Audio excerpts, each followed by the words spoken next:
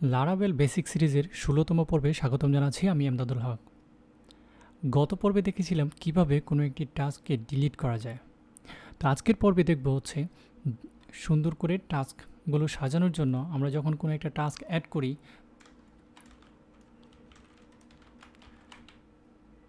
তখন আমি সহজে বুঝতে পারছি না যে টাস্কটি অ্যাড হয়েছে কিনা।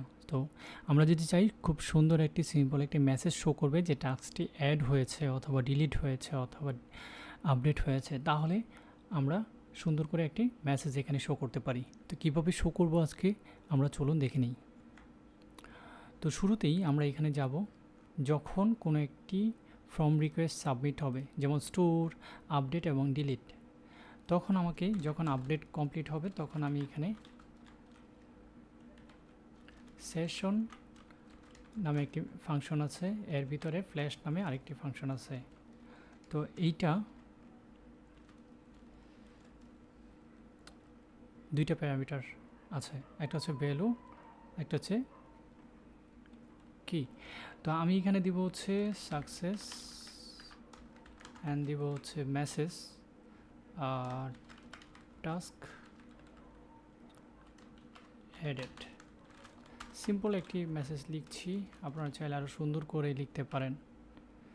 যখন এখানে আমার এটা হয়ে যাবে তখন আমি যে কাজটা করব, এখানে আসব, এখানে আসার পর আমি এখানে একটা ডিপ নিতে পারি। ডিপ নিয়ে আমি এখানে বলতে পারি হচ্ছে একটা ইফ কন্ডিশন দিতে পারি, যদি সেশন এর মধ্যে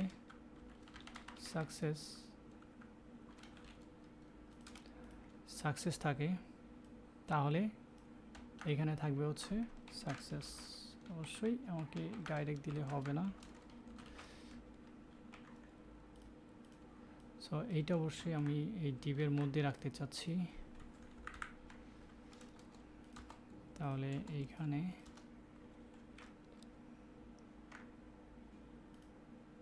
সো এখন সেশনে কিছু নেই, আমি যদি আবার অ্যাড করি তাহলে এখানে এডিট।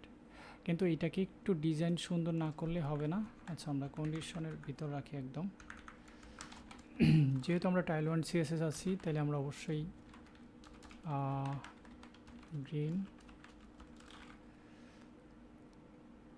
200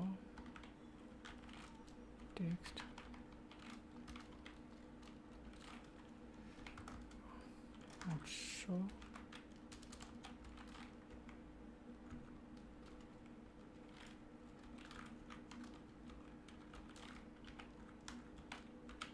রাউন্ডেড। সো এখন যদি একটু দেখি, সো P2টা একটু কমিয়ে দেই এবং MY4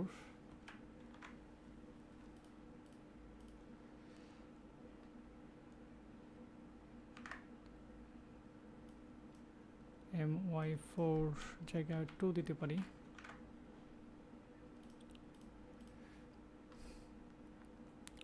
তো এখন দেখতে অনেকটা সুন্দর লাগছে এবং খুব সহজে আমরা বুঝতে পারছি যে কোনো একটা অপারেশন এখানে কমপ্লিট হয়েছে। সো এইখানে সেম থাকবে, জাস্ট কন্ট্রোলারের মধ্যে এই জিনিসটাকে আমার 3টা জায়গায় দিয়ে দিতে হবে। এইখানে এটা হচ্ছে আপডেটেড, আর এখানে এটা হচ্ছে ডিলেটেড। সো এখন যদি আমি কোনো একটা টাস্ক কমপ্লিট করি তাহলে আপডেটেড, আবার যদি ক্লিক করি আপডেটেড, আবার যদি ক্লিক করি, এখন যদি ডিলিট করি, তাহলে খুব সুন্দর একটি আমরা মেসেজ ইউজারকে দেখাতে পারছি এবং খুব সুন্দরভাবে ইউজারটা বুঝতে পারবে যে কোনো একটা অপারেশন কমপ্লিট হয়েছে। সো আশা করছি সবাই বুঝতে পেরেছেন। আগামী পর্বে কথা হবে নতুন কিছু নিয়ে। ভালো থাকুন ততক্ষণ পর্যন্ত। ধন্যবাদ সবাইকে।